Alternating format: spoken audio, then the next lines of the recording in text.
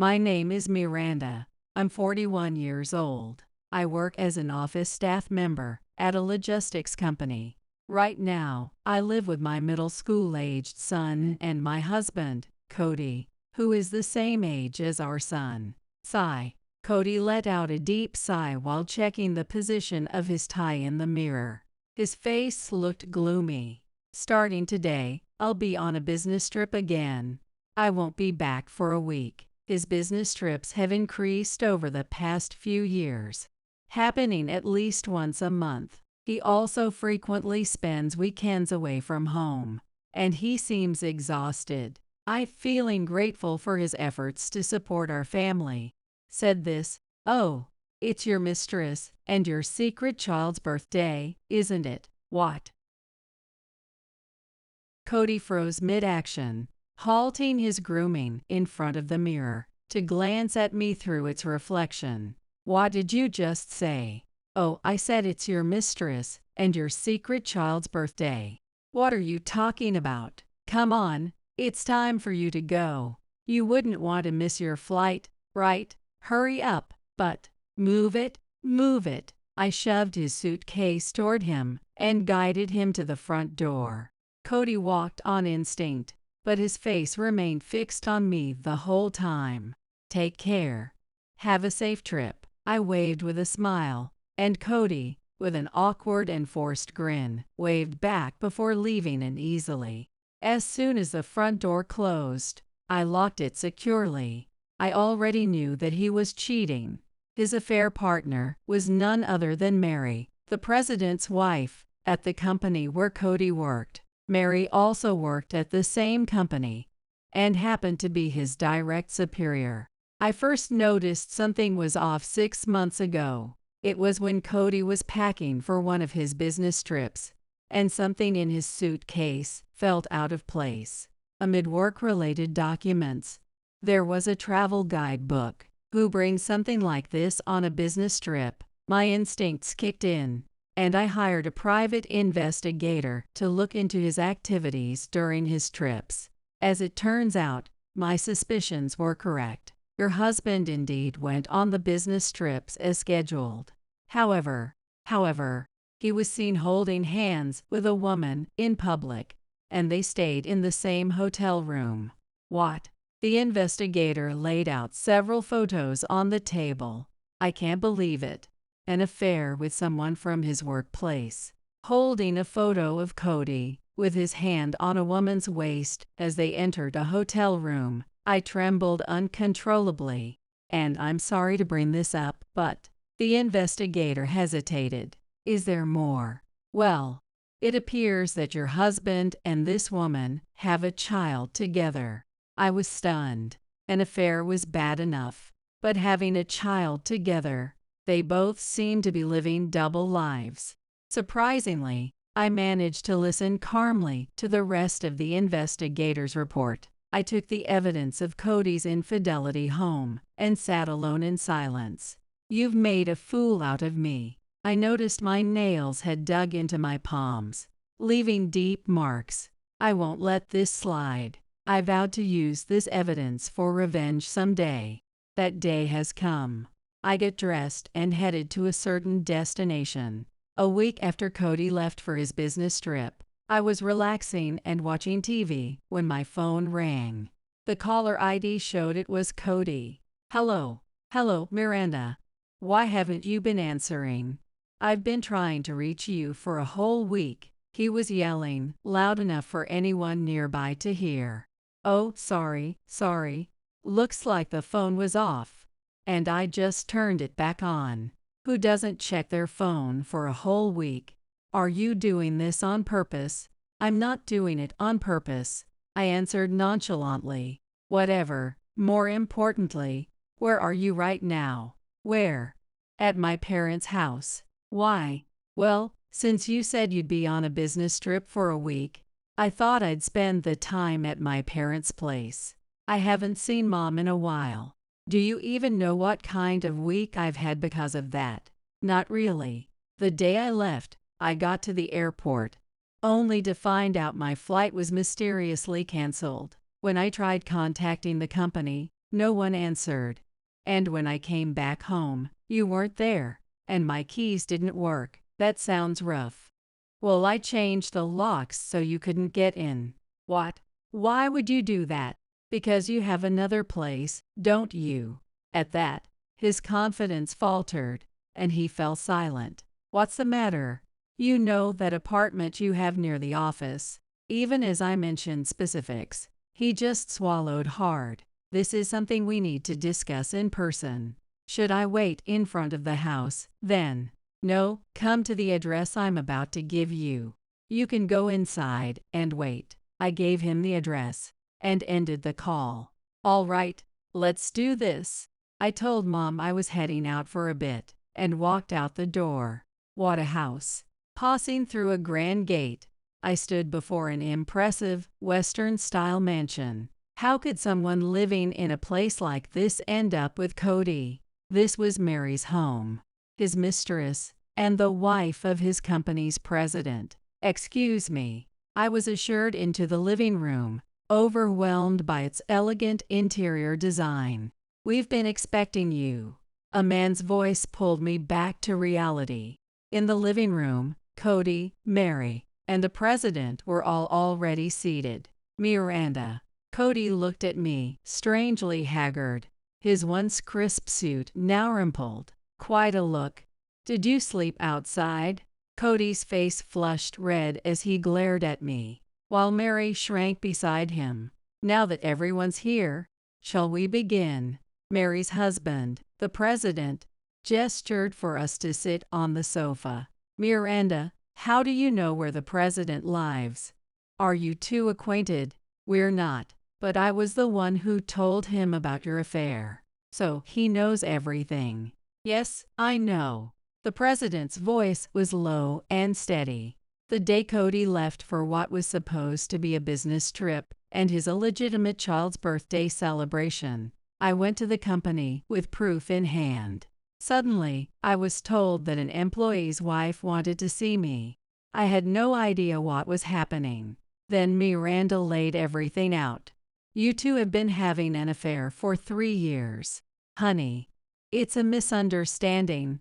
We're just a boss and subordinate. A boss and subordinate who share the same hotel room on a business trip. I pulled out the photos from my bag and showed them to the two of them. What is this? Some kind of secret recording. I had a private investigator take these photos. This was a mistake by the hotel. They told us there was only one room left, and all other hotels were fully booked, so we had no choice. Yeah, that's right. I slept on the couch while Mary took the bed. Nothing inappropriate happened. The two were attempting to rely on a cliched excuse straight out of a romance novel, blaming a hotel booking error. But we still had damning evidence to confront them with. Then, what about this? I placed another photo on the table. This is. The picture showed Cody holding a small child while Mary stood beside him, smiling. This child. It's yours, isn't it? And isn't that Mary's mom, Tamara, in the background? How did you even get this? Was Tamara in on this too? The president slumped in his chair, visibly shaken. Was that why Tamara claimed she was taking a year off for her health? Was it actually for the pregnancy? No, of course not. Tell the truth. The president slammed his hand on the table. If you'd like, I can verify the records right now. I'm sorry. It's true. The story about caring for my mom was a lie. Under the president's intense gaze, Mary broke down and confessed. Hey, I couldn't keep it hidden any longer. What about me? How does this leave me? I thought we could keep it under wraps. You couldn't hide it forever. Cody, desperate to save himself, was starting to look utterly pathetic. We already know you've been maintaining a second household. I have no idea what you're talking about. You were raising your child there. And when you weren't around, Mary's mom was taking care of them, helping her own daughter cover up an affair. There must have been a pretty big reason for that. This has nothing to do with you. When Mary and I got married, I paid off her family's debt. You did what? Oh, so that's why you didn't want this affair to come to light. You'd have to pay me back if it did. You wouldn't actually make us do that, would you? Mary pleaded with the president, but his face remained cold and unmoving. Seeing his reaction, Mary's expression turned to one of utter despair. At least I'm grateful to Miranda for telling me. Thanks to her, I was able to make sure you two paid for this. Paid for this? Wait, are you saying you were involved in that? Of course. I was the one who canceled your flights through the company, so that's why I couldn't get through to anyone at the office. I announced a week-long maintenance shutdown and gave everyone time off, so that's why no one answered any calls.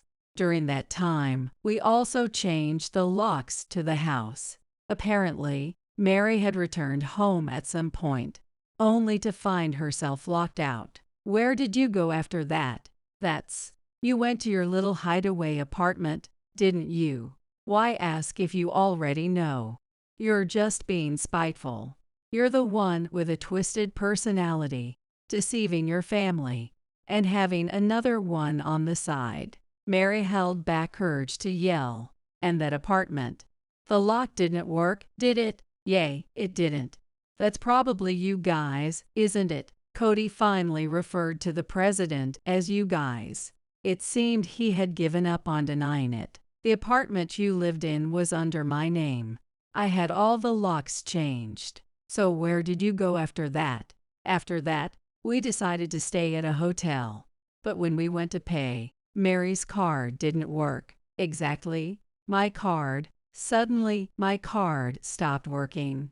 Yay, because the president shot Mary a cold stare. I froze it. Why, that left me in a mess. To mess with you, of course.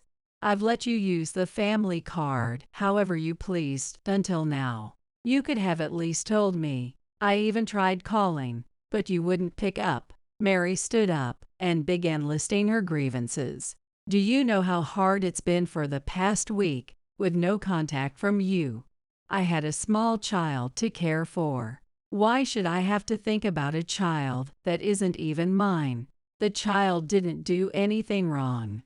True, the child isn't at fault. That's why the parents need to face consequences. As I smirked, both of them looked at me with fear in their eyes. If your credit card didn't work at the hotel, what about cash? I only ever carry cards, and Cody doesn't even have one. We didn't have enough cash, so you had no choice but to wander aimlessly. That explains why Cody looks so ragged. But it's strange. Mary, you look fresh, like you've had a shower. This is all your fault. Did you enjoy locking us out on purpose? Judging by how you're snapping at me now, it seems like you had a hard time. That alone makes it worth it for me. Where were you this past week, Mary? I thought my child might die at this rate, so I went to my mom's house. Mom wouldn't let Cody inside, so it was just me and the kid. He had to stay at a nearby park. Oh, so that's why you're covered in bug bites. They look itchy. His arms and legs, exposed by a short-sleeved shirt and shorts, were covered in bite marks. Just looking at him made me itch. Cody glared at me, scratching himself repeatedly. Even if you had a change of clothes for what was supposed to be a one-week trip, where did you change? In the park. That's public indecency. I used a public restroom to change. There was water from the fountain, thank goodness, but sleeping on a bench was agony. Someone might have reported you as a homeless person. Homeless? Well, aren't you? You didn't have a home to go back to. For Cody, who had worked as an office worker for over 20 years, there could be no greater humiliation. You couldn't even afford to go to a spa, could you? You've been quiet since you got here, but you reek. I took a step back and pinched my nose dramatically. Humiliated to the core, his face turned visibly red, even under his grimy skin. Water might have been available in the park, But what about food? Did you scavenge from the trash? Of course not. Mary brought food to the park every time. A man in his 40s, accepting charity from his affair partner. Cut it out. It's like feeding a stray dog. Right. Cody finally snapped and reached out to grab my shirt collar. Just as he was about 2 inches away, the president grabbed Cody's collar and stopped him. Don't start a fight in my house. I'll call the police. Yes. Cody, now looking like a small dog intimidated by a large one, nervously sat back on the sofa. This is the most humiliating moment of my life. Cody gritted his teeth, glaring at me with resentment. Did you really have to go this far? Are you even human? Mary stared at me too, as if I were some heartless monster. I hit my breaking point. That's my line, I shouted, and Cody and Mary looked as if their eyes might fall out of their sockets. Fueled by my emotions, I took a step closer to them. With every step I took, they retreated until they were backed up against the wall. You think this is the most humiliating moment of your life? You think I'm not human? I'm giving it all right back to you. Anger erupted from deep within me, my voice echoing with fury. I was astonished at the strength I found in myself. Cheating wasn't enough for you. You had to have a child and live a double life. Don't think for a second you can keep treating me like a fool. I'm not just hurt, I'm furious, and I'm done playing nice. And you, Mary, what are you going to do to me? I'm not the one you should be worried about, it's your husband. I glanced at the president, and he nodded in agreement. Mary. Yes. Mary's face went pale, her lips dry. I'm divorcing you. Get out of this house.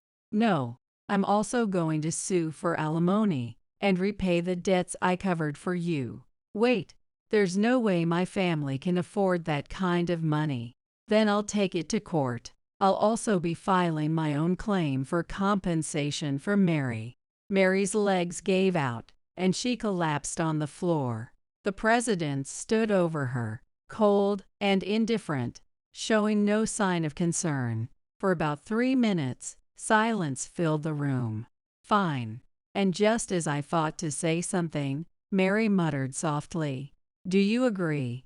Yes. Mary nodded without looking up. Slowly, she stood and grabbed Cody's arm, leaning against him. I'm leaving you and remarrying Cody.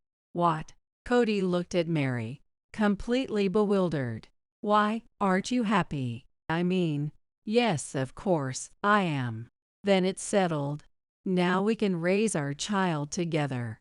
Honestly, we should have done this from the start. Mary, now radiant with excitement, contrasted starkly with Cody's baffled expression. I'm leaving you to build a happy life with Cody.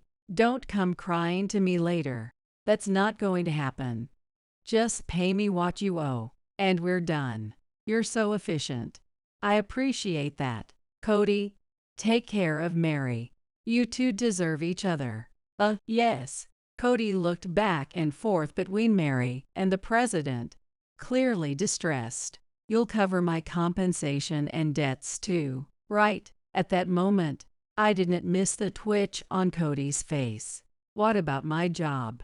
Your job. Of course, I'll still be able to work, right? The president dismissed Cody's audacious question outright. What nonsense are you talking about? You're fired. Fired. Of course, Mary is fired too.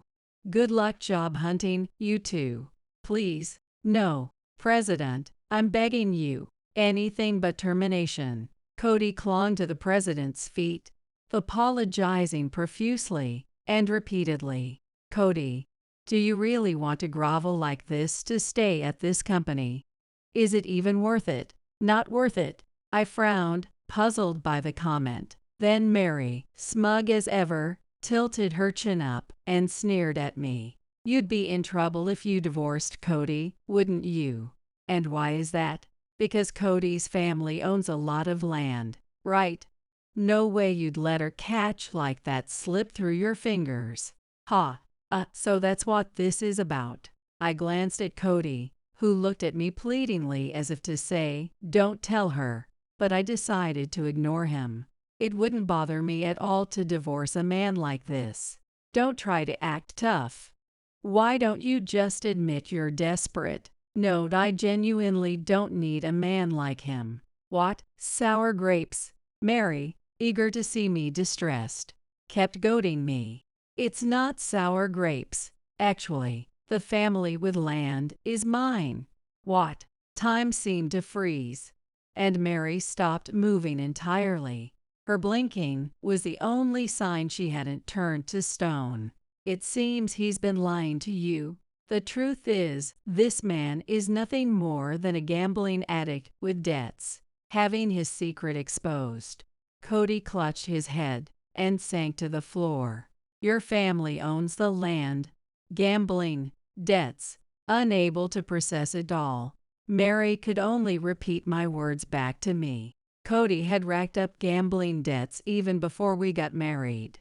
I didn't know, and ended up marrying him, much to my relatives' disapproval. Right, Cody. Sweat poured from him, soaking into the carpet. I put him on an allowance and took away his credit cards to make him pay off his debts. That's why he didn't have a card. Isn't it odd for a grown man to have no credit card? Didn't you find that suspicious? Embarrassed by the fact that his salary had been managed by his wife, Cody shrank away from Mary. I restricted him to just enough cash to get by, and we've only managed to pay off half the debt. My paycheck and help from my family covered our child's tuition and kept us afloat. You tricked me. You completely tricked me. I didn't mean to, but Mary, being the president's wife, made me feel so inferior. Cody now turned to Mary, clinging to her as he offered yet another desperate apology.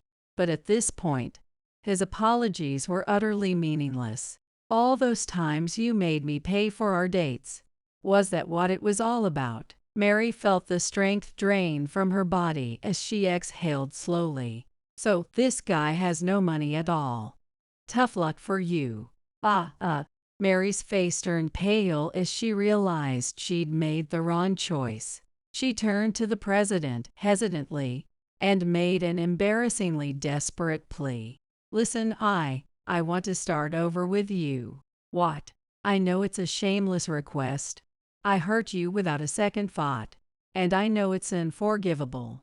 But please, just reconsider the divorce. I don't need the credit cards or money anymore. I just want us back together. It might look like she was remorseful, but even a child could see through it. Mary betrayed Cody the moment she realized he was broke. She knew staying married to the president was the only way to avoid financial struggles.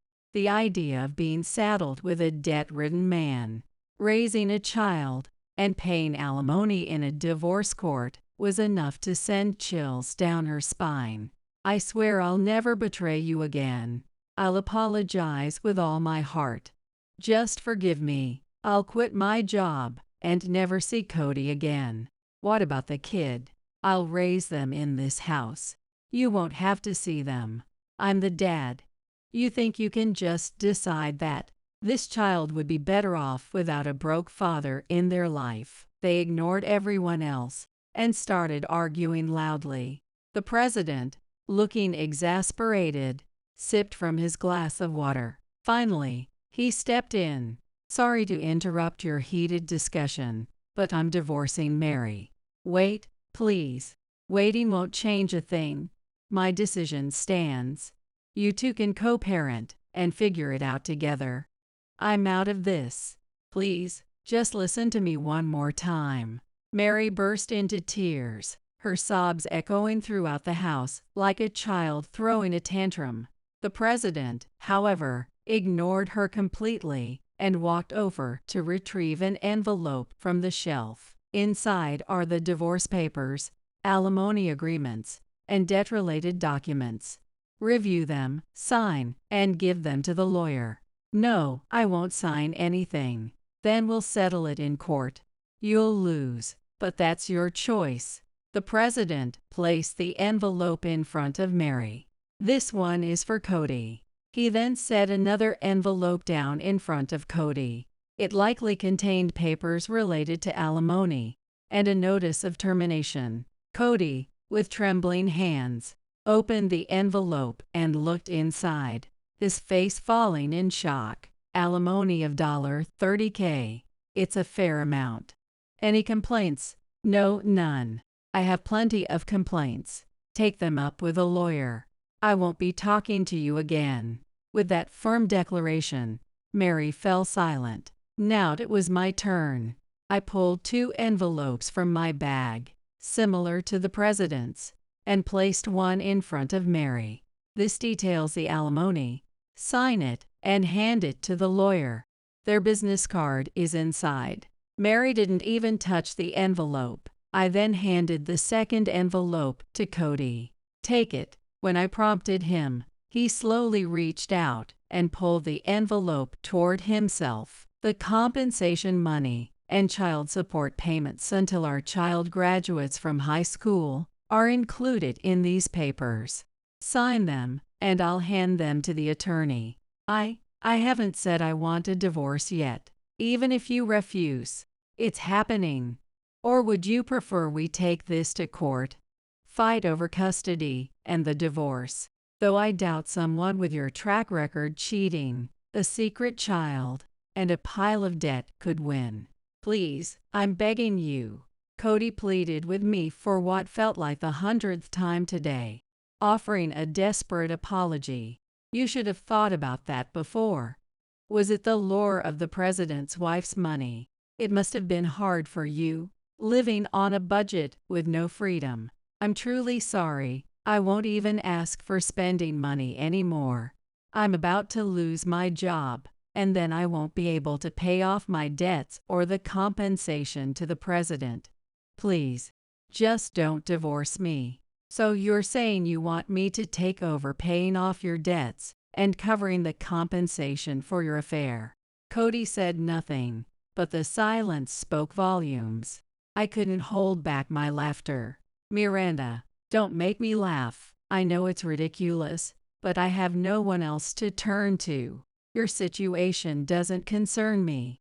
You better figure it out. Work day and night to earn money. Isn't this great? You said you were feeling out of shape recently.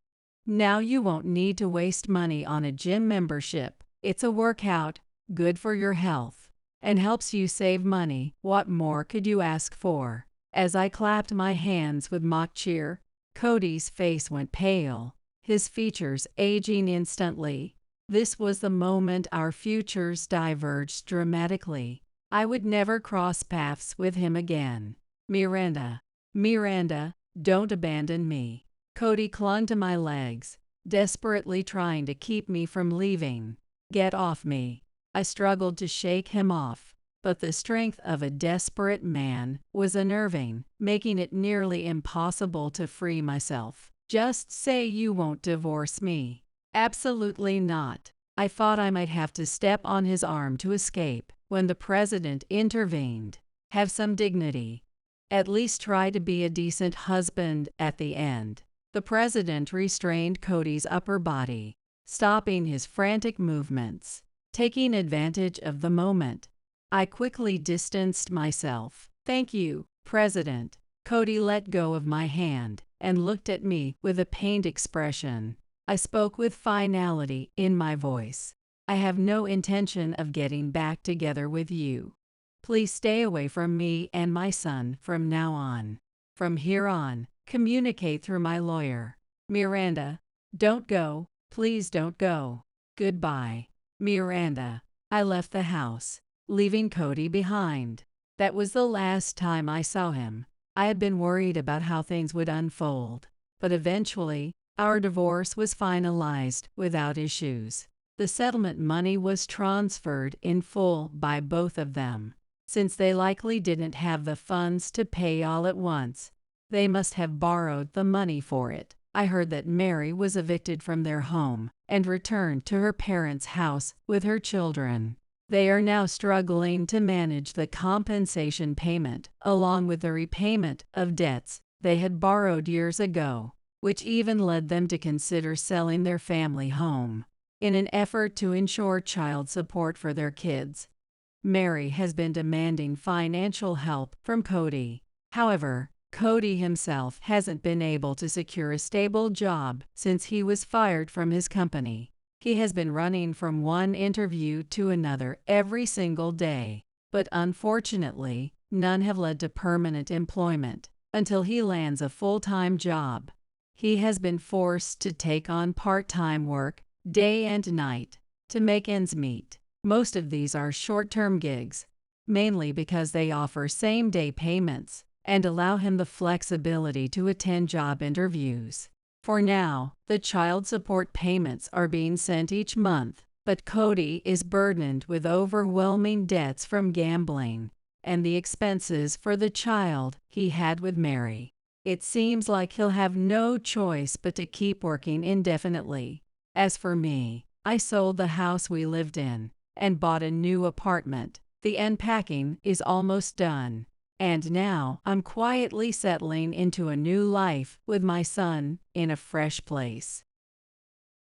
One day, as I stepped outside to hang the laundry, I noticed that the sky had taken on a distinctly autumnal appearance. Thinking to myself that it might be another hot day, I glanced over towards the guest house. On the same property as my house, there's a guest house where my son Kevin, his wife Helen, and their son Eric live. Whenever Helen comes over to our house, she takes household items like toilet paper, detergent, and shampoo, and she also seems to be secretly taking money from my wallet. However, since I haven't caught her in the act, I have no proof and can't confront her about it. Our living expenses kept dwindling, so I decided to take on a part-time job. Of course, I tried talking to Kevin about what Helen was doing, but he wouldn't listen to me. So, we decided to have a discussion with my husband Paul, who comes home once a month from his job in another city, along with Kevin and Eric. Helen was supposed to join us later. I told you that money has been disappearing from my wallet, and that's not the only thing. Are you saying Helen did it? You must be joking.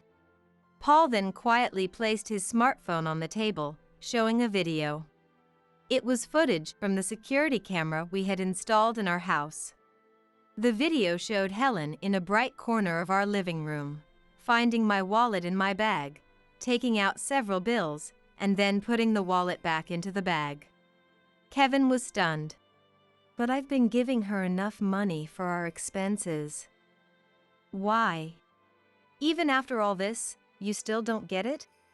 My words hit Kevin hard. He stormed out of the house, ran to the guest house, and dragged Helen back. Helen turned pale as she watched the video. My name is Rebecca, a 60-year-old housewife. My husband Paul works in another city and comes home about once a month. We're both past the midpoint of our lives and would like to live peacefully, but it seems that's not possible.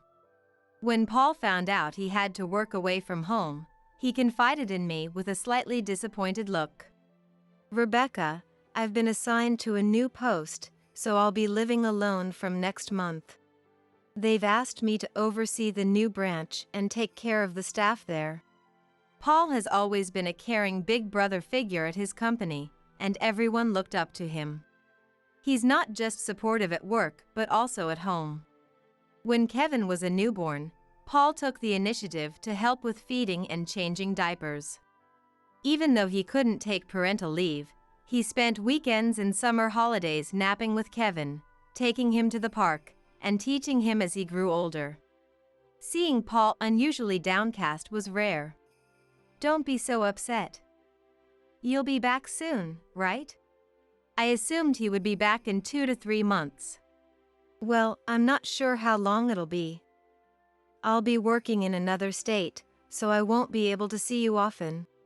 I'll only be able to come home about once a month, and I'm worried about you. Why is he worried about me?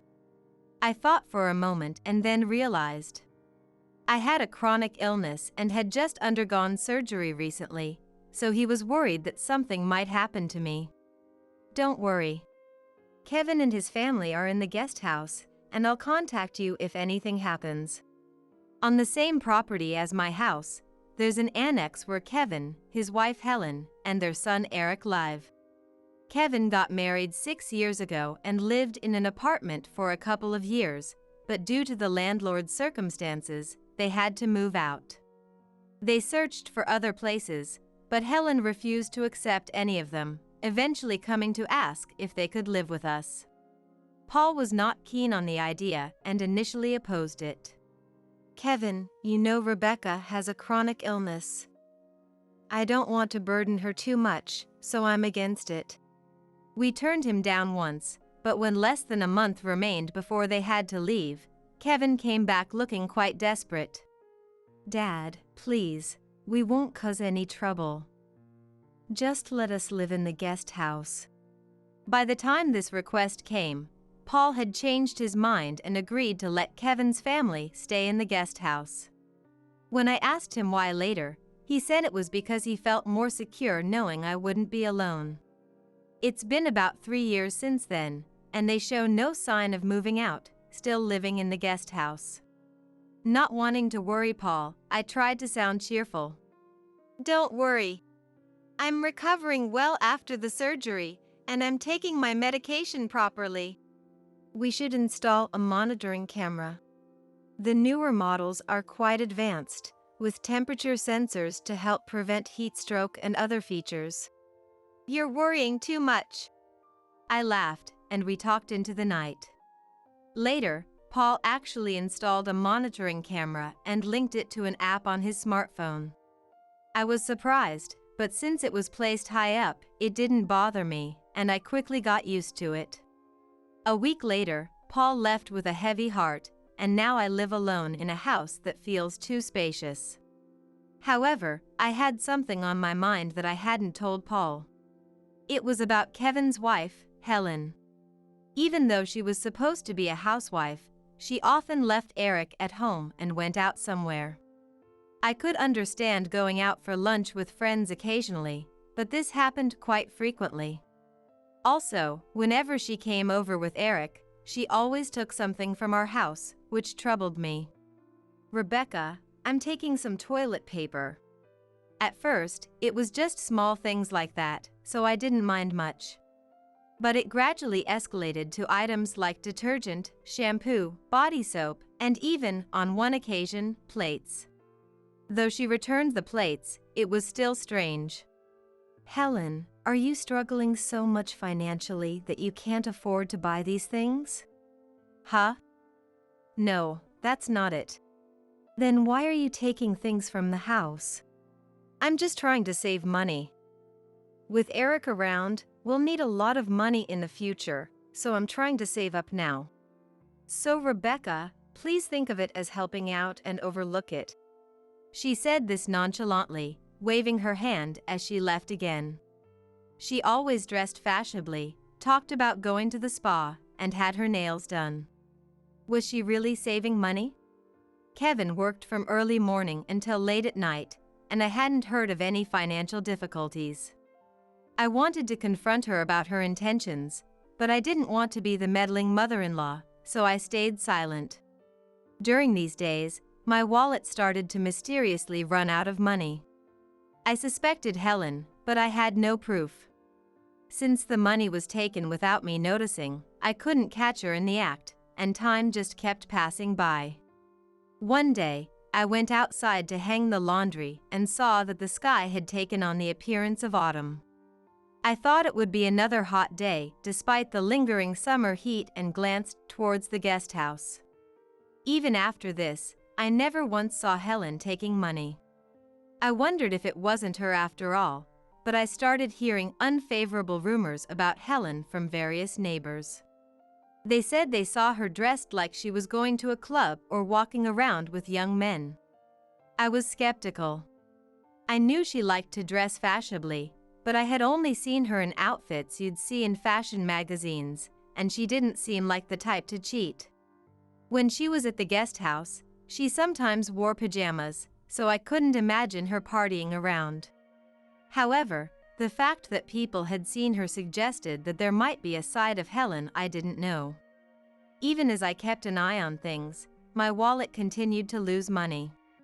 Running out of living expenses, I decided to get a part-time job until I could find proof. I told Paul it was for a change of pace, but he was very worried.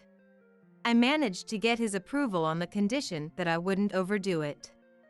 Fortunately, I saw that the nearby supermarket was hiring part-time cashiers, so I contacted them and went for an interview. I had also consulted with Kevin just in case, and on the day before my first shift, I told him, "Kevin, I'm going to start working part-time next week." "Why?" "You just got out of the hospital and must still be exhausted." "It's only 3 days a week, so I'll be fine." Besides, about Helen. I decided to talk to Kevin about Helen's behavior, hoping he might say something to her and we could make some progress. "What about Helen?"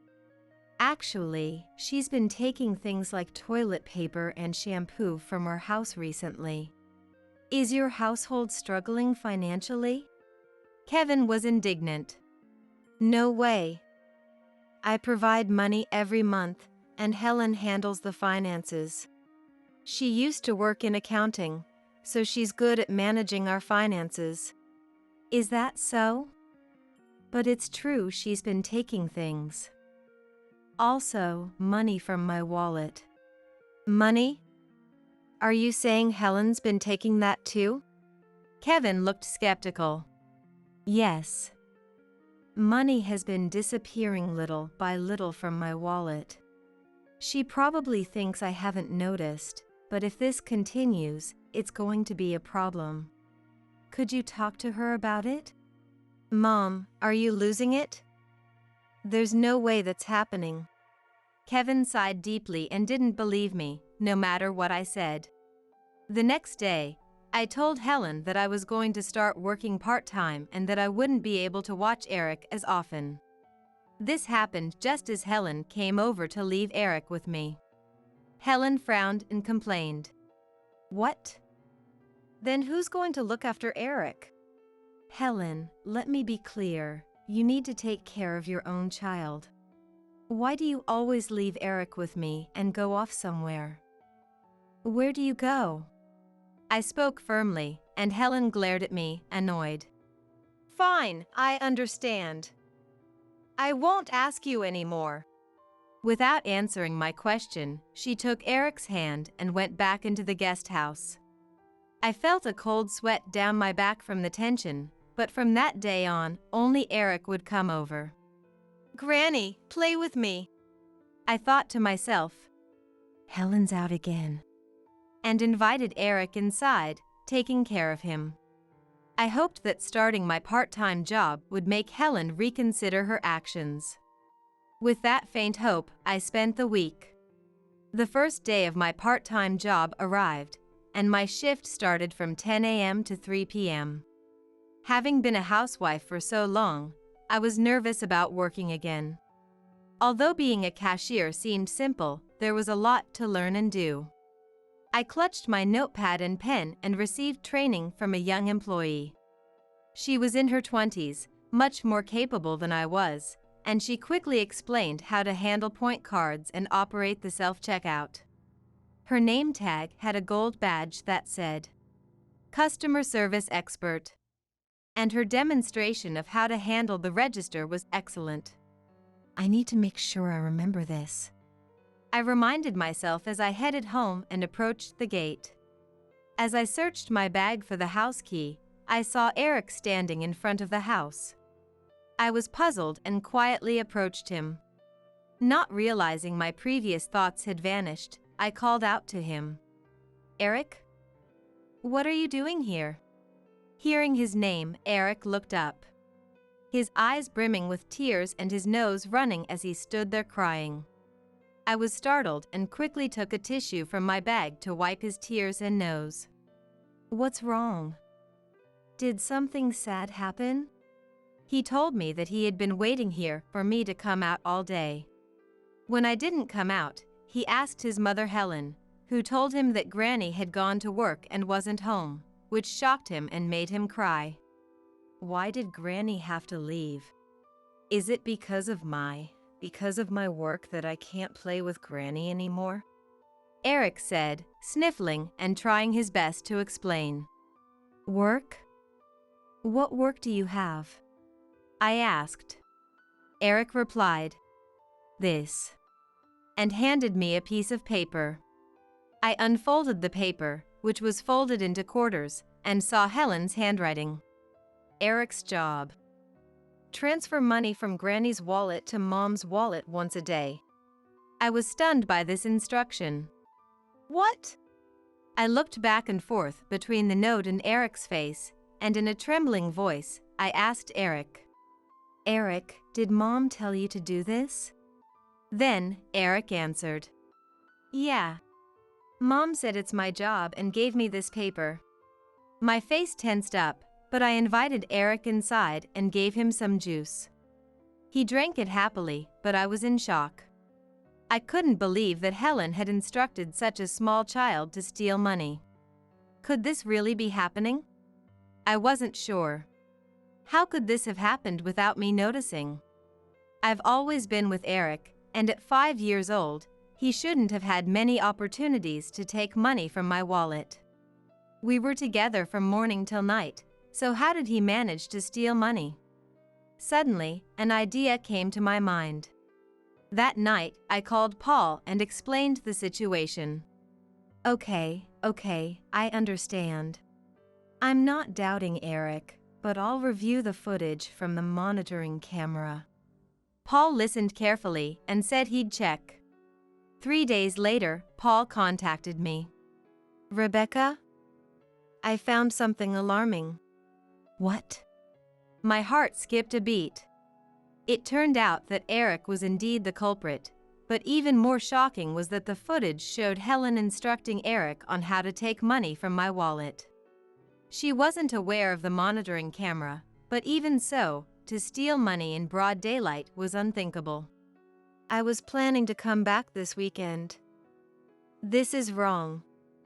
We need to talk to Kevin and Helen. Yes, we do. I felt a heavy weight in my chest, but now that we knew the truth, we had to confront them and resolve this issue. The few days leading up to the weekend were filled with a dark cloud, but working part-time helped me focus on my tasks and temporarily forget the situation. The weekend arrived with a forecast predicting a direct hit from a hurricane, but fortunately, it veered west, leaving our area clear and sunny. However, despite the bright weather, a dark cloud hung over our household. Paul, intending to address the recent issue, left work 2 hours earlier than usual and drove home. He appeared slightly fatigued but also radiated a palpable anger, signaling that today might turn contentious. Upon arriving, Paul immediately walked over to the guest house and instructed Kevin and Helen to come to the main house urgently. However, only Kevin and Eric showed up. In the living room, Paul and I sat on one side of the table, facing Kevin and Eric on the other. Paul began. Kevin, where is Helen? I told her to come as well. She said she'd come later. Kevin's response was hesitant, likely due to the tense atmosphere. The clinking of ice in a glass on the table seemed to mock the silence. Well, I wanted to talk to her, specifically, but fine. Kevin, I've heard that Helen has been taking things from this house. Kevin looked shocked. Mom mentioned something like that before, but it's not like it happens often. Besides, Helen said she got those things from you, Mom. She says I gave them to her, but I didn't do so willingly. She insisted on taking things, saying she needed to save for Eric's future. Helen wouldn't do something like that. And about the money missing from my wallet, too. You can't be serious. Are you saying Helen has been stealing money? That's absurd. Paul then quietly placed his smartphone on the table and displayed the screen. This isn't a joke. We have footage showing Helen instructing Eric to take money and Eric actually doing it, all recorded on the monitoring camera I set up to watch over Rebecca due to her illness. Kevin was stunned as he watched the footage. In the video, Helen could be seen rummaging through a bag in a bright corner of the living room, finding a wallet, taking out several bills, and then putting the wallet back in the bag. She showed the money to Eric, crouched down to talk to him, and explained that he should take this much money from Granny's wallet. Eric nodded vigorously, saying he understood, and Helen hugged him tightly. Kevin stared at the screen, speechless. Paul continued. These recordings are from the camera I installed to monitor Rebecca. I never imagined it would capture something like this. We also have footage of Eric taking money from the wallet. Paul operates his smartphone and shows a different video. Eric didn't know when the money had been taken, but after watching this video, he finally understood. When I stood up to take my medication for my chronic condition, Eric had rummaged through my bag and quickly taken money from my wallet. Since the time for taking medicine was fixed, even young Eric could easily figure out the timing. How could this be? I trusted her. It's despicable to involve an innocent child in wrongdoing. You should be ashamed. Paul, who usually doesn't get angry, said this with a voice full of rage at that moment. Kevin flinched, and Eric was also flustered by this stern attitude. But I should have given you enough money for living expenses, so why? Why did you do this, Eric? Eric answered. Mom says her job is to give money to men, and she doesn't have enough. To men? Yes. Mom always puts on pretty makeup and goes out somewhere, but I'm not allowed to go with her. So I stay at home with Granny. Kevin looked at Eric suspiciously. His face showed confusion, as if saying, I don't understand what's going on. Could she be having an affair? Do you still not understand? I said, prompting Kevin to rush out of the house in a fury. He stormed to the guest house and dragged Helen back with him, causing a commotion. Ouch! Let go of me! Helen screamed as Eric watched, on the verge of tears, unsure of what was happening. Helen, what is going on? Explain yourself. Why did you steal money from Mom's wallet and even make Eric do it when I've given you enough for living expenses? Kevin demanded. Helen, startled, looked at Kevin, bewildered that he knew. What are you talking about? Do you have any proof that I did such a thing? Thinking there was no evidence, Helen spoke confidently. Kevin, however, pointed to Paul's smartphone on the table. This is the proof. You had Eric do it too. Where were you going when you left Eric with Rebecca? Were you cheating with another man? Helen's face turned pale as she saw the screen. Realizing she was caught, she fell to her knees and confessed, admitting she had been frequenting a male strip club, not having an affair. I'm sorry. At first, it was just for fun. Being stuck with Eric all day and the stress of having Rebecca living so close, I wanted to go out just once. But once turned into twice, then 3 times, and she got increasingly hooked. I just wanted to have some fun too. For that, I needed money. I wanted to spend money on those men. I couldn't work because I had to take care of Eric, and the allowance you gave me wasn't enough. That doesn't justify stealing from Mom's wallet. That's theft. I'm sorry. I won't go anymore. I'll never go to that club again. I'll return all the money I took. Please forgive me. Helen pleaded with Kevin through tears, but Kevin, filled with rage, was unmoved. No. Absolutely not. We're getting a divorce. No! She continued to cry and cling to him, but Kevin stood firm and later filed for divorce. I kept a record of the money that was taken, and I handed Helen a bill. What? This much? She seemed surprised, but couldn't deny it.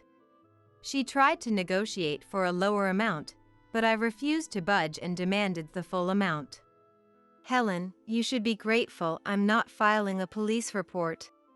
Repeated theft, even by a family member, would lead to your immediate arrest. Upon hearing this, Helen fell silent, bit her lip, and left. Kevin, in the process of divorcing her, also filed a claim for damages. A colleague at his workplace who had recently divorced recommended a good lawyer.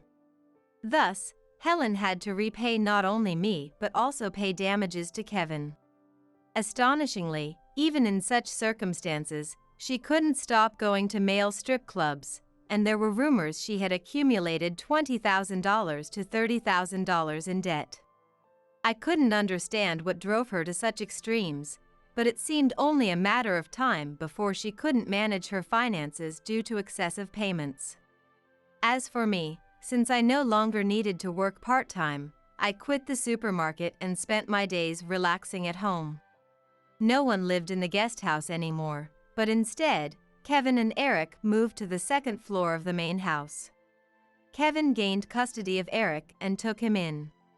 While Kevin was at work during the day, I continued to look after Eric, but I no longer worried about money being stolen. Eric would be old enough to start preschool next year. I wonder if Kevin has already completed the paperwork. I should ask him. I murmured to myself while making pancakes for lunch. Just then, Paul came home. Today was the day he returned from his solo assignment. I hadn't seen Paul in weeks since that day, but he entered the living room looking unusually cheerful and happy. I'm home. Welcome back. Lunch is ready. Welcome back, Grandpa. From now on, the four of us, Paul, Kevin, Eric, and I, would live together. I truly felt blessed with such a peaceful life.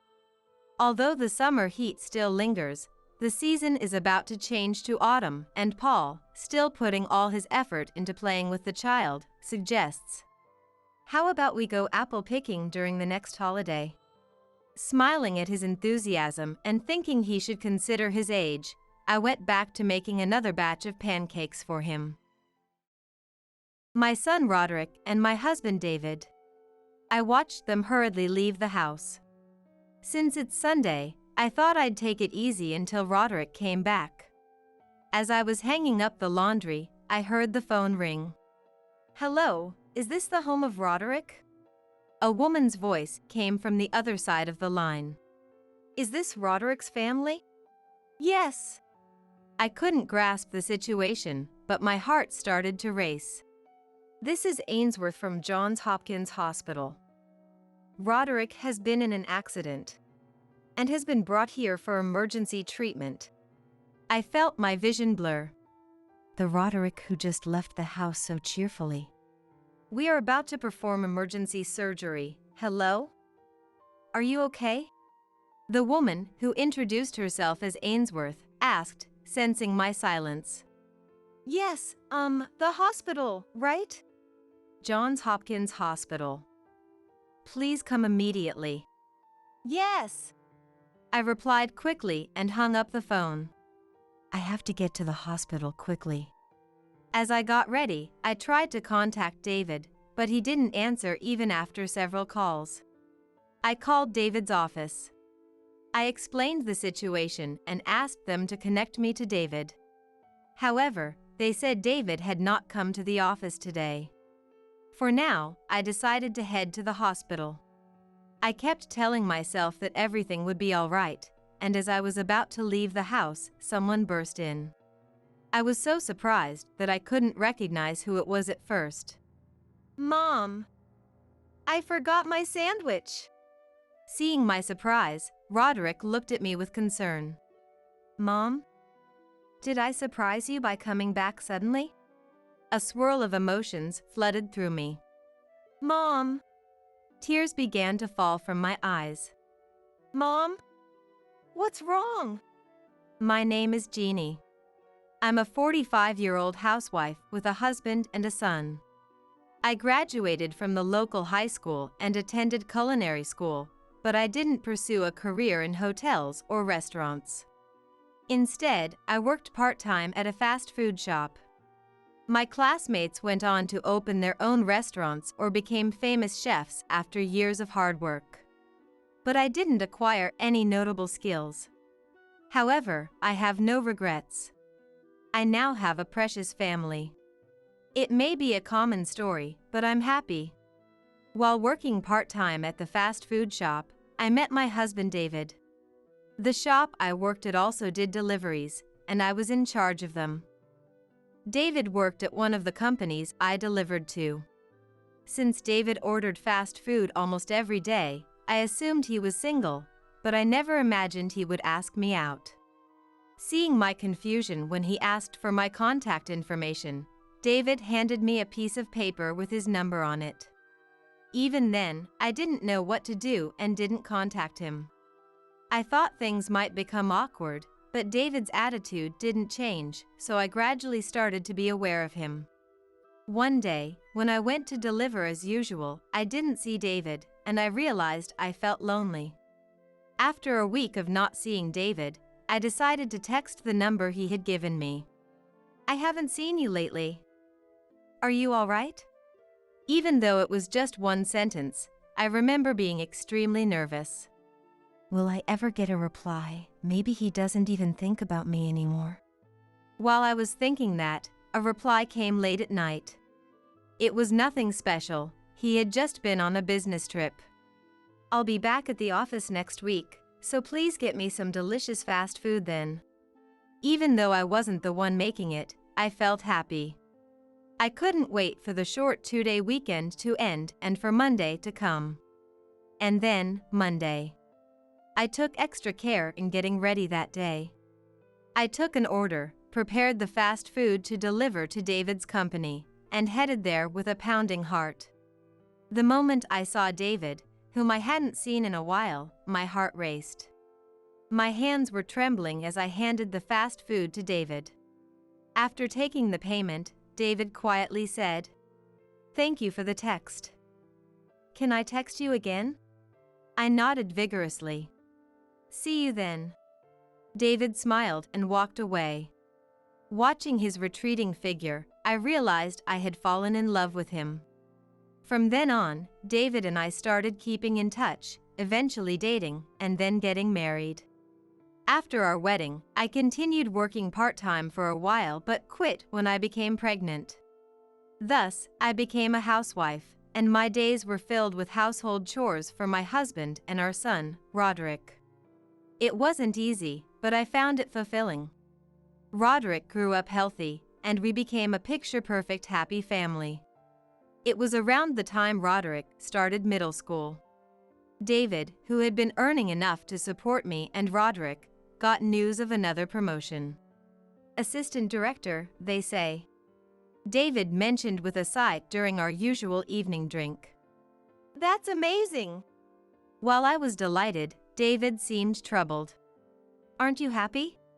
Since I had never worked in an office, I thought promotions were something to be happy about, but maybe it wasn't so simple. Well, yeah, I'm happy. David murmured, looking somewhat lonely. I'm sorry, I got excited all by myself.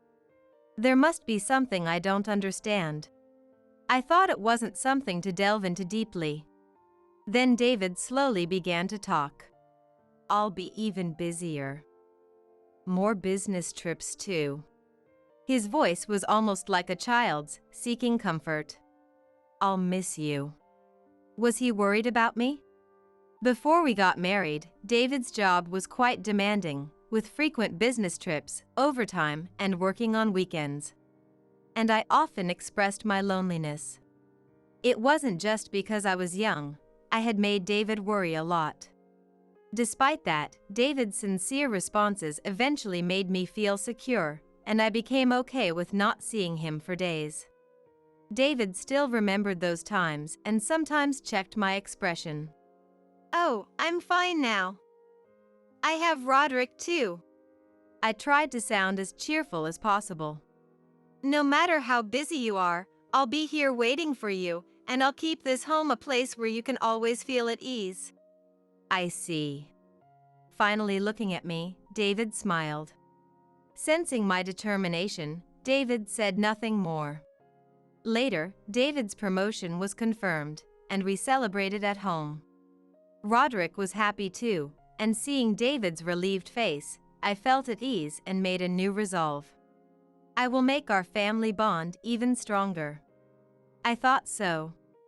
Ever since David got promoted to assistant director, he had been working weekends and taking short business trips. But life hadn't changed much. However, soon he started going on long business trips far away. Every time he came home, David was exhausted and often went straight to bed without eating. If he was like this at home, how was he managing on his trips? Was he eating properly? Was he getting enough sleep? While David was away, I couldn't stop worrying. But David texted and called every day, so I didn't let my anxiety show. Besides, on his days off, he would go fishing with Roderick or make time for family. And I felt that David was trying to prioritize his family. I have to accept and support David no matter what. That's what I thought. By the time I got used to David's long trips, Roderick had started high school. This would probably reduce my burden a little. To avoid worrying David and to enjoy my own time, I thought about starting a new hobby. Just as I was thinking that, the phone in the house rang. It was 8 p.m. Roderick was still out at his club activities. Could it be David calling from his trip? Why was he calling the house instead of my cell phone? "Hello." I answered the phone cheerfully. But there was no response from the other end. "Hello?" I called out again, puzzled. Still, there was no sound from the other end. Prank calls even now. I sighed and hung up the receiver. Then, I heard a clattering sound from the yard. When I looked out into the yard, I saw an empty can rolling around. Our yard is fenced, so unless someone threw it, there shouldn't be an empty can rolling in. Not even on windy days did this happen. That was the end of it for that day, but silent calls and trash thrown into the yard continued occasionally. Not only that, strange letters started appearing in the mailbox. The letters were filled with the word curse, which was creepy. Wondering what to do, I first consulted with the neighbors, who told me that sometimes local elementary school kids play pranks. They said not to worry too much about it, and I agreed. Thinking that kids always play pranks, I tried not to mind the ongoing mischief. Would elementary school kids really make prank calls at 8 p.m.? With that doubt lingering in my mind, a year passed, and then things took a sudden turn. It was a Sunday. Roderick had his club activities, and David was getting ready for a long business trip the next day. So our house was bustling from the morning. I made sandwiches for Roderick and watched as the two of them rushed out of the house after breakfast. No sooner had I thought phew, I started the washing machine and began cleaning. It was Sunday, so it would be crowded everywhere. I decided to relax until Roderick came back. As I was hanging the freshly washed laundry, I heard the phone ring inside the house. It was just past 8 o'clock. Who could be calling at this hour? I thought it might be another prank call and hesitantly picked up the phone. "Hello, is this Roderick's residence?" A woman's voice came from the other end. She sounds like she's in a hurry, speaking a bit fast. "Yes, it is," I replied cautiously. "Is this Roderick's family?" "Yes." I couldn't understand the situation, but my heart started to race. "My name is Ainsworth from Johns Hopkins Hospital. Roderick has just been in an accident and has been rushed here." My vision blurred. The Roderick who left home full of energy this morning. We're going to perform emergency surgery now. Hello? Are you all right? The woman who introduced herself as Ainsworth asks me, receiving no response. Yes, the hospital, right? Calm down, me. I try to tell myself, but it's not working. Noticing my confusion, perhaps used to situations like this, Ainsworth speaks to me in a calm voice. Johns Hopkins Hospital. Please come immediately. Yes. I reply hastily and hang up the phone. I understand the situation, but my emotions can't keep up. But I have to get to the hospital quickly. As I get dressed, I call David. I know I need to stay strong, but this is too big to handle alone. And Roderick is in a critical condition. I didn't want to worry David, but not telling him seemed wrong. Despite my internal excuses, I simply wanted to hear David's voice to ease my anxiety. However, no matter how many times I called David's phone, there was no answer. I debated texting, but if he didn't notice the calls, he probably wouldn't notice the text right away either. Maybe he stopped by the office before his trip. I decided to call David's office. Even though it's Sunday, someone might be working overtime. I explained the situation to the person who answered and asked them to pass the message to David. But to my shock, David hadn't gone to work and had no business trip planned. Already panicking about Roderick, now I had no idea where David was. I took a deep breath to calm myself. For now, I needed to head to the hospital. David's situation could be a communication mix-up. I decided to text him and wait for his reply. It's okay. I decided to protect this family and our home. Repeating this to myself, I was about to leave when someone rushed in. I was so startled that I couldn't recognize who it was at first. Mom! I forgot my sandwich! Noticing my shock, Roderick looked at me with concern. Mom? Did I scare you by coming back suddenly? Confusion, relief, doubt. Various emotions swirled within me.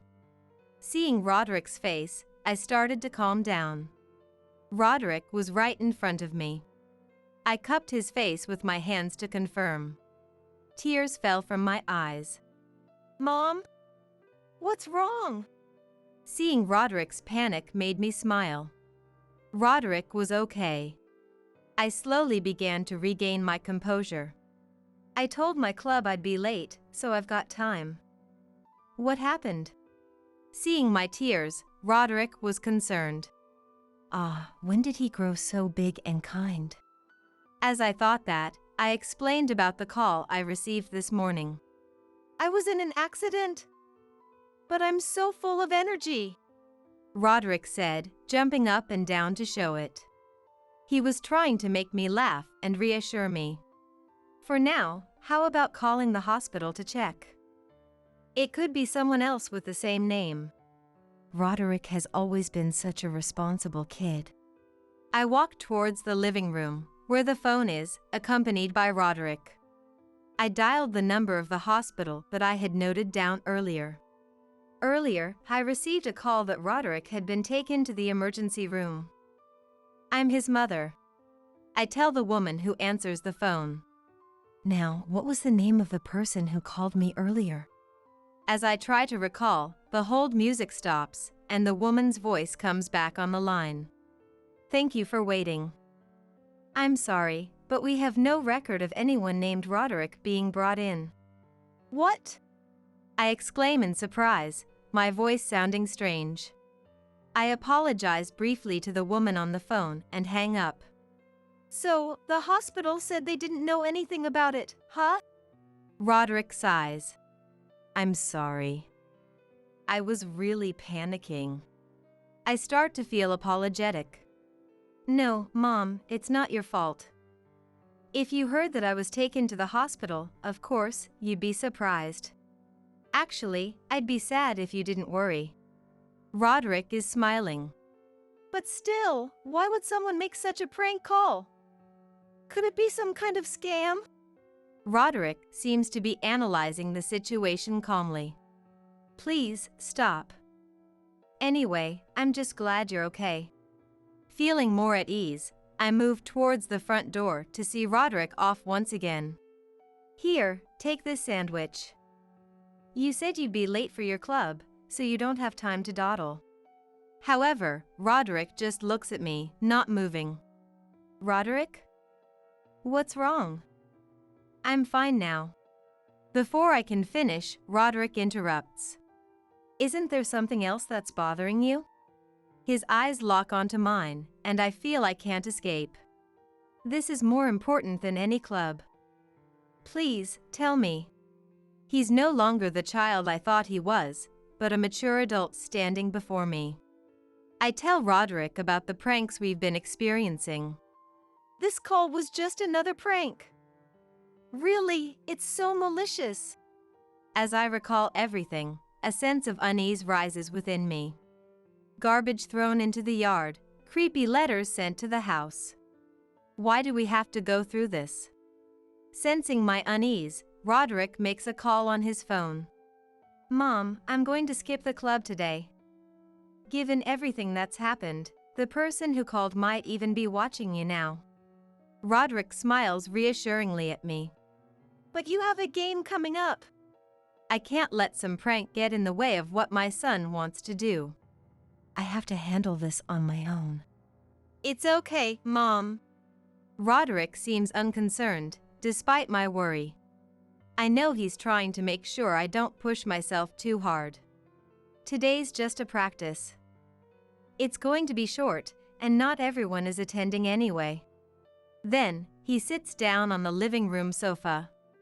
Are you really okay? Yeah. Roderick sits on the sofa and immediately seems lost in thought. I'll make some tea. It seems like he doesn't hear me. When Roderick is focused on something, he tunes out everything else. What could he be thinking about? Maybe how to deal with the pranks.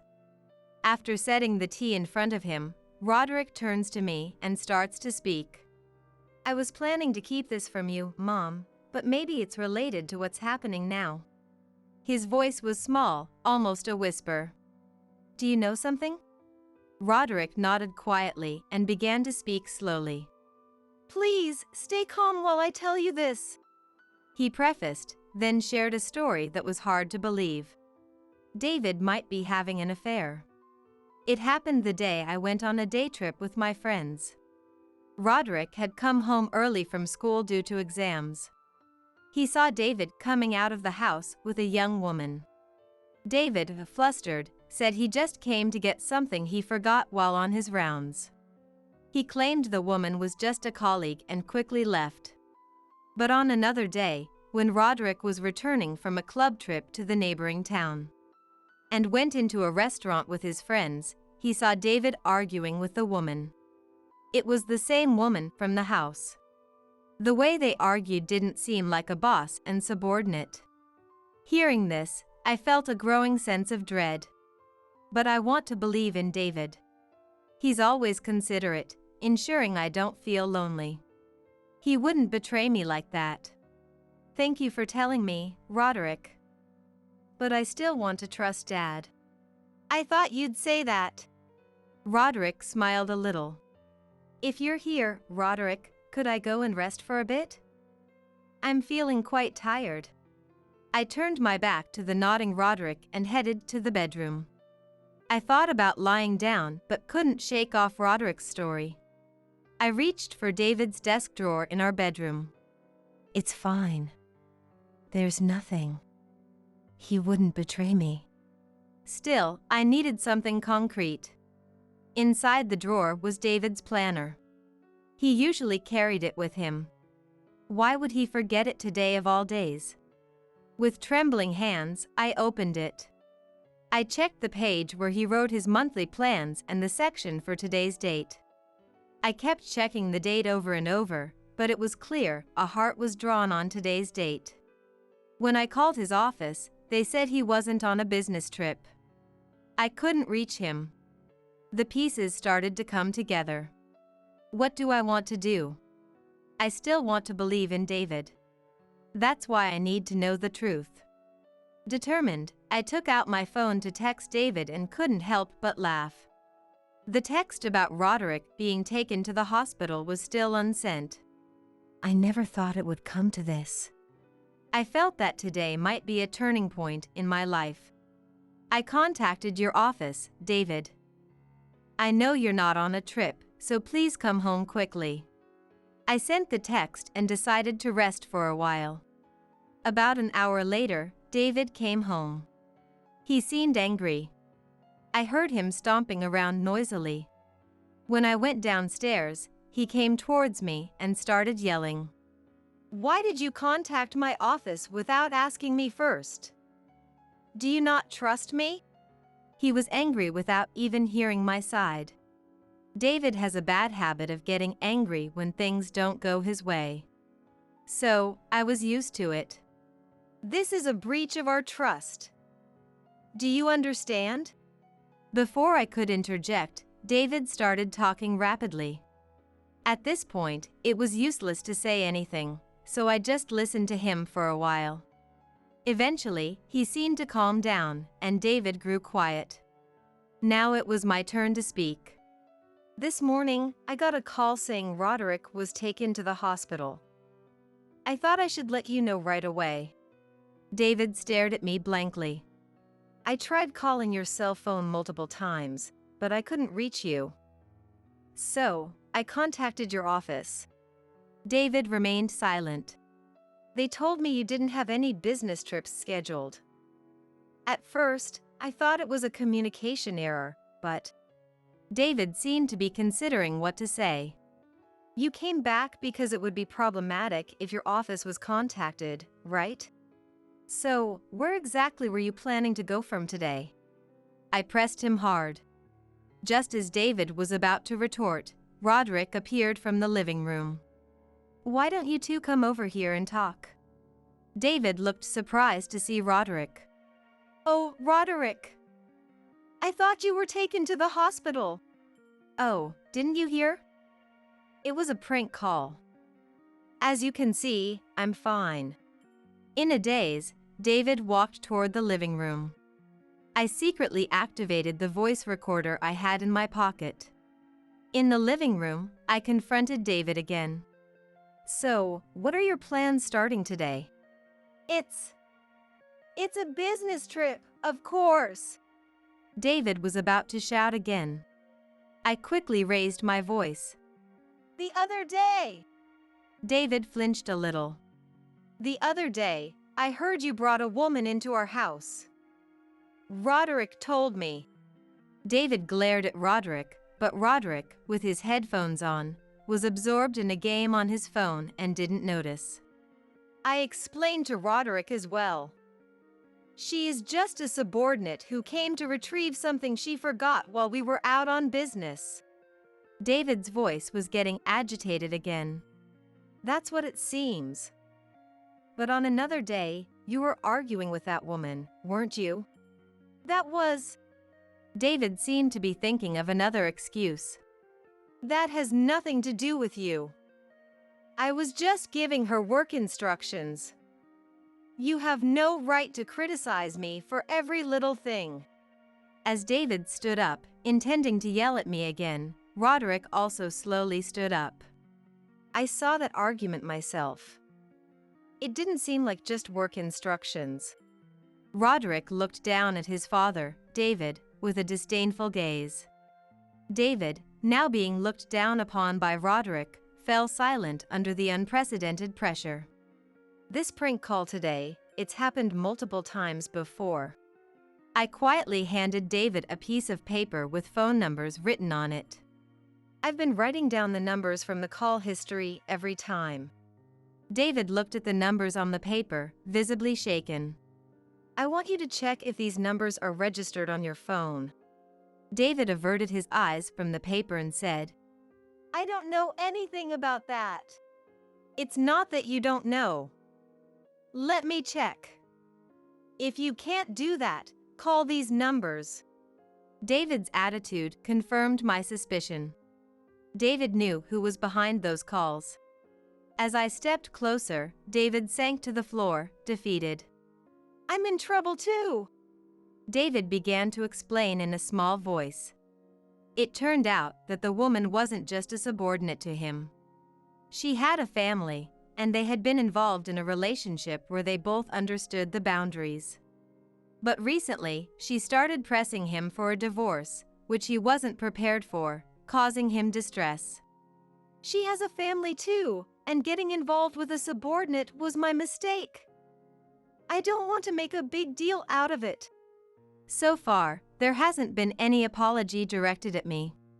I won't see her anymore, so can you help me break up with her? I didn't respond and instead asked for detailed information about when their relationship started. And everything leading up to the present. David seemed to assume I would cooperate and began sharing everything freely. This is all the truth. Let's work together to end it with her. As if I'd help you.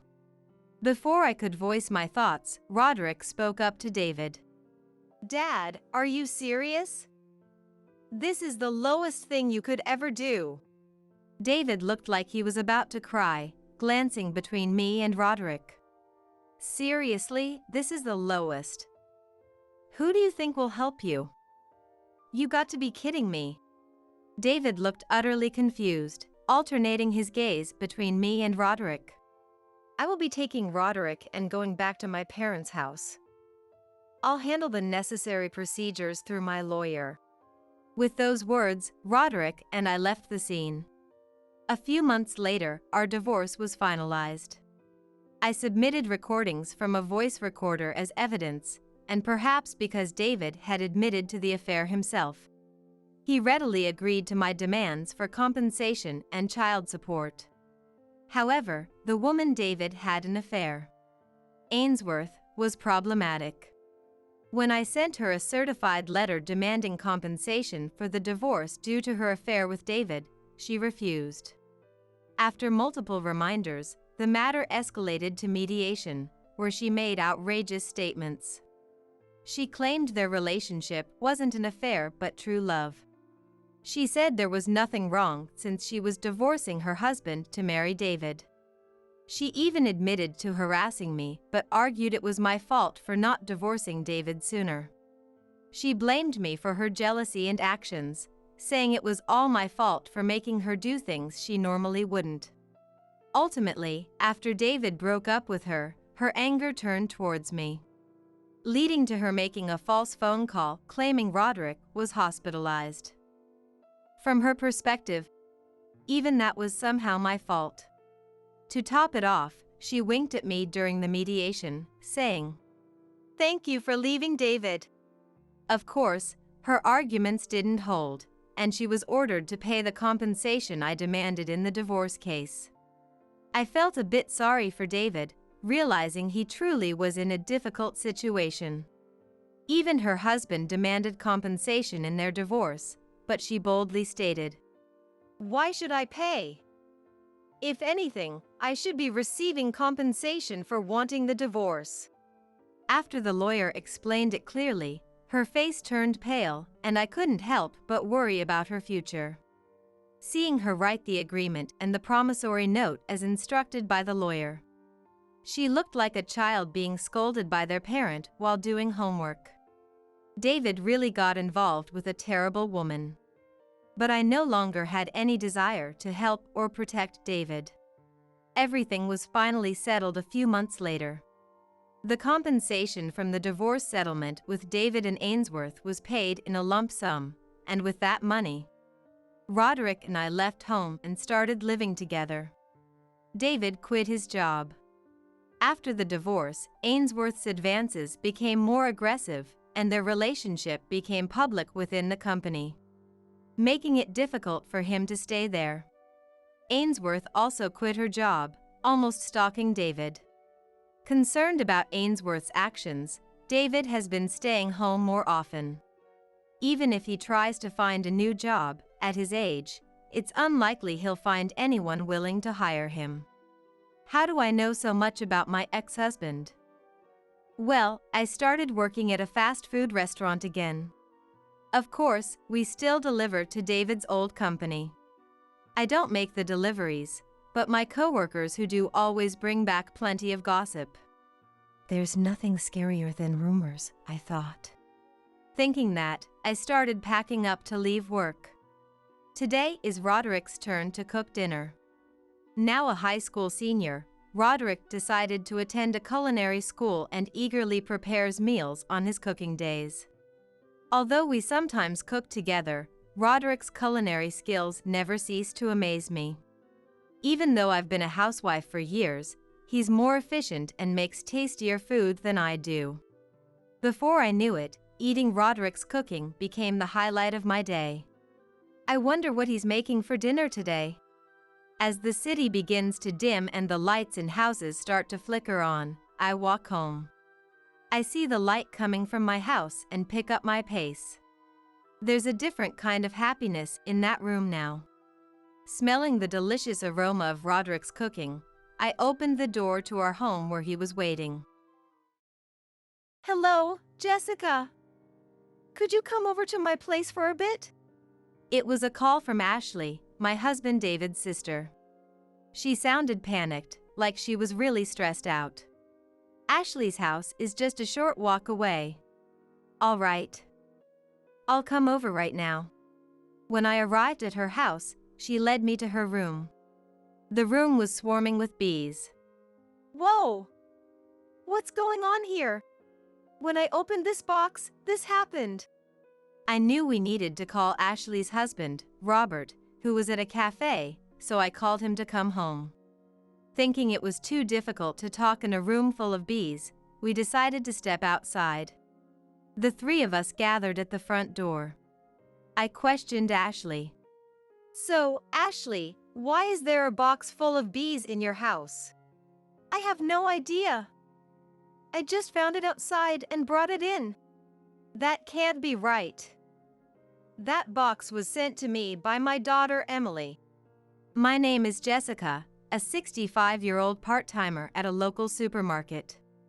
There's something that's been constant since my childhood. I've always loved stuffed animals and teddy bears. Growing up in a poor family, I couldn't often get stuffed animals or teddy bears. But now, as an adult, I buy a teddy bear every time I travel or go out, and it's become my hobby to collect them. My husband David indulges this childlike hobby of mine. David works as a public servant at the town hall. About a year ago, there was a teddy bear I really wanted.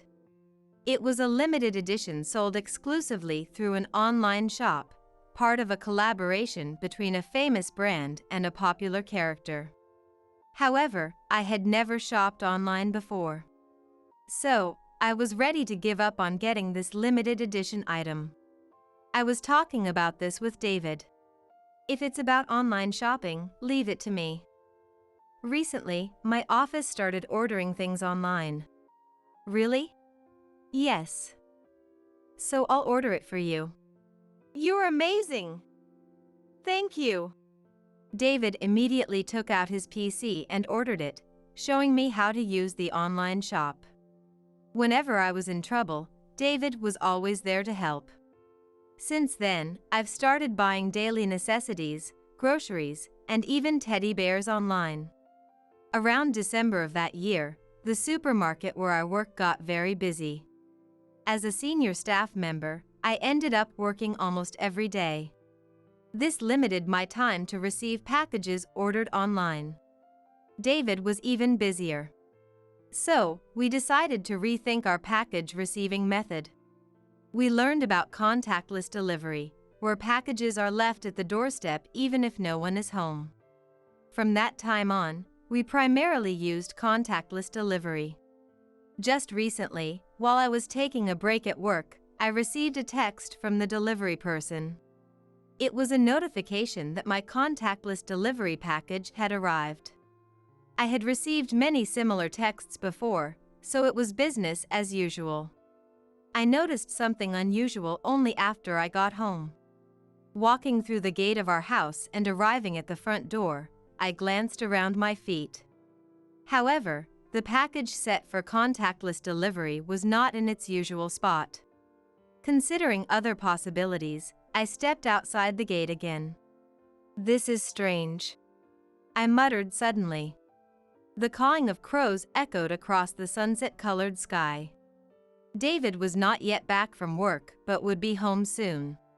Since I had to prepare dinner before he returned, I decided to put the delivery aside and went inside the house. Once I started cooking dinner, I got so absorbed in the cooking that the delivery completely slipped my mind. In the following days, I was busy with household chores and work, having no time to deal with the still undelivered package. That weekend, on Sunday, while watching the morning news, David said, "I feel like having that pizza today."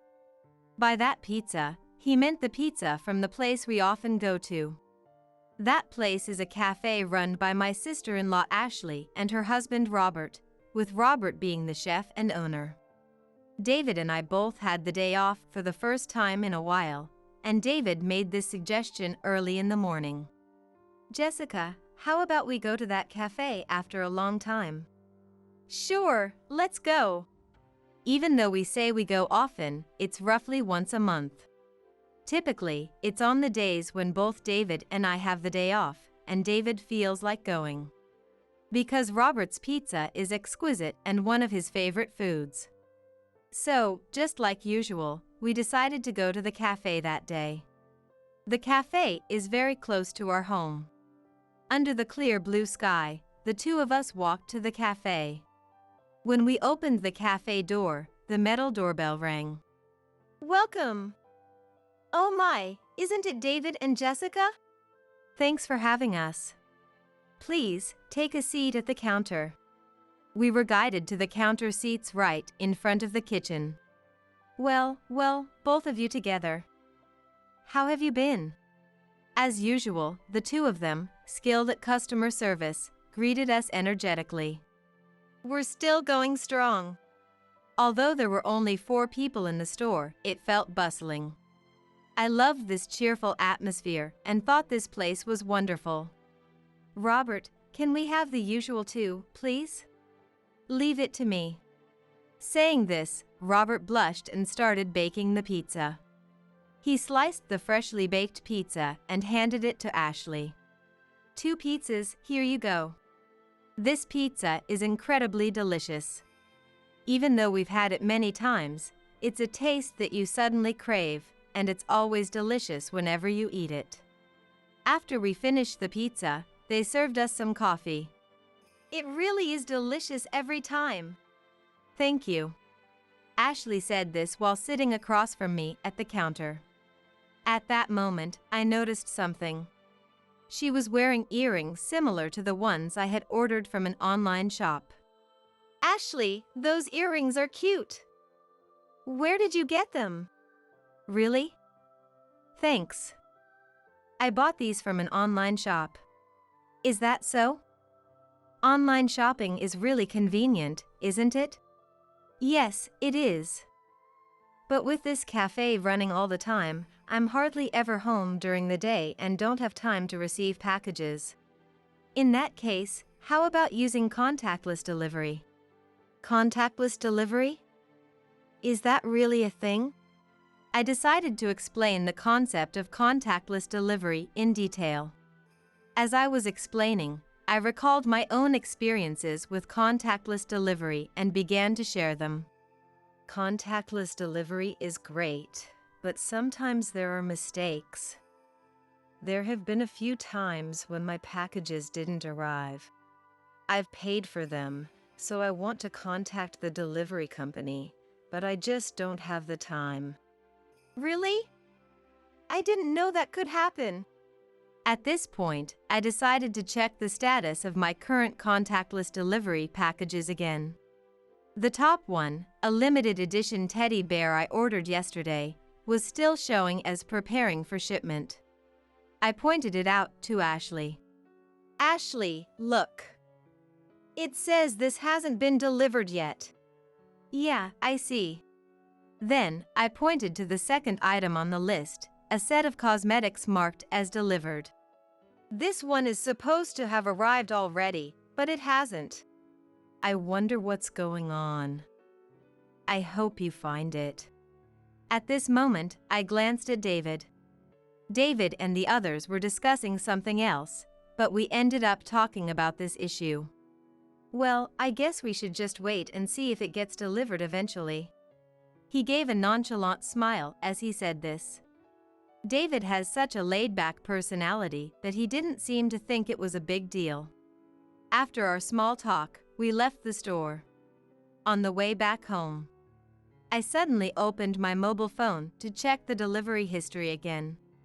The status hadn't changed, most of the packages were still marked as delivered. I started thinking about the possible reasons why they hadn't arrived.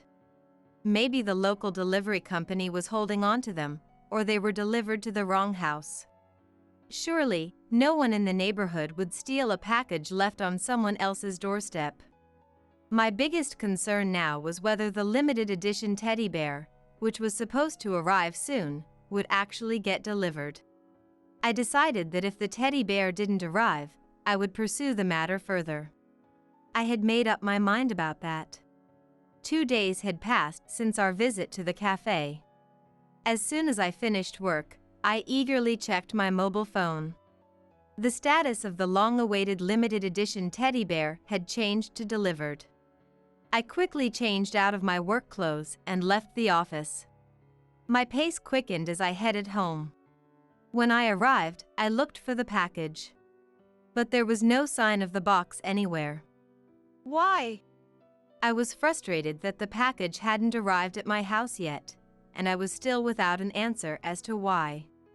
Until now, the missing items had been things like cosmetics and spices, so I didn't feel the urgency to resolve it quickly.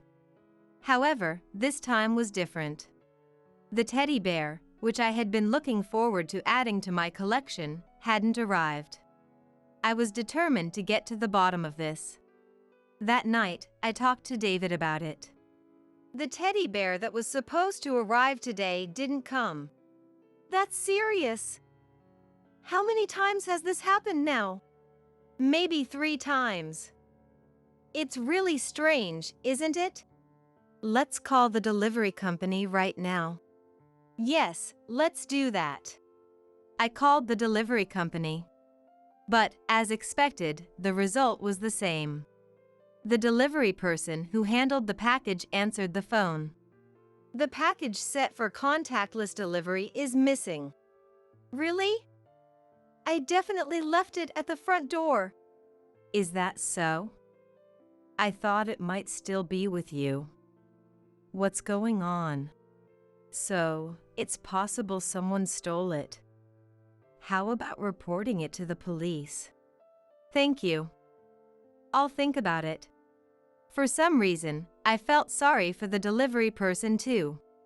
Even if I file a theft report, I wasn't sure if it was really stolen, and I was a bit troubled. At that moment, David said, "Let's ask Emily. She might know a solution." Emily is our daughter who turned 40 this year. She is now married to a man who works at a beekeeping farm and spends her days with a lot of bees. Since it would be easy to talk to Emily, we decided to rely on her. Hello, Emily? What's up? It's about the last month. You see, our contactless delivery packages haven't been arriving. I detailed the recent delivery issues to Emily. Of course, I also told her that the delivery person confirmed they had delivered the packages. It might have been stolen. I thought so too. What should I do? If the packages are being stolen every time, I have a good idea. Then she suggested something quite outrageous. I'll send some bees. If the thief receives them, we'll know who's stealing the packages.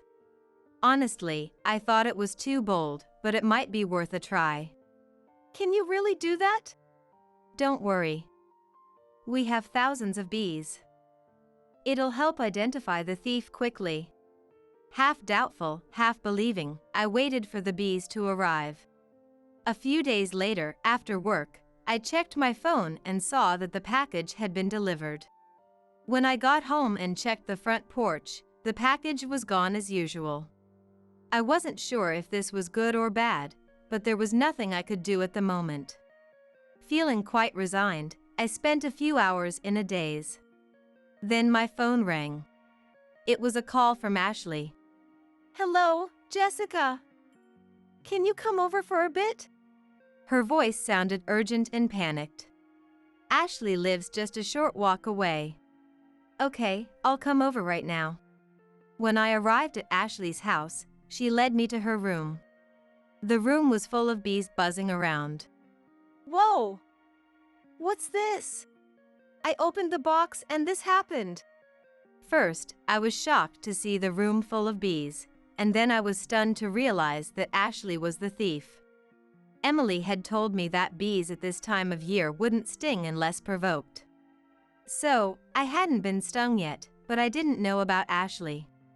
I thought I should call Robert, who was likely at the cafe, and I dialed his number.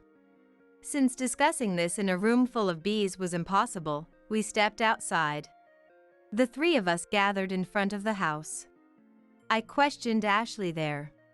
Now, Ashley, why do you have that box of bees in your house? I don't know. I just took it and opened it because it was in front of my house. That can't be. That box was sent to me by Emily. I'm telling you, I don't know anything about it. Did you steal it, Ashley? I'm telling you, I didn't. Ashley raised her voice. If you say you didn't, can we check your room? Maybe we'll find more stolen items. No way, that's not possible. I'll just check the room for a bit. With that said, she walked into the room alone, possibly to clean up before I entered. I had no chance to follow her, so I waited outside. What's going on? Recently, my contactless delivery orders hadn't been arriving. I suspected they were being stolen, so I consulted Emily. She then sent that bee. As I explained the situation to Robert, we heard Ashley scream. Ouch! Apparently, she had panicked and ended up agitating the bee, which stung her. Ashley came out of the room looking exhausted. With the room in that state, please leave for today. She meant that with the bees flying around, we couldn't enter the room today.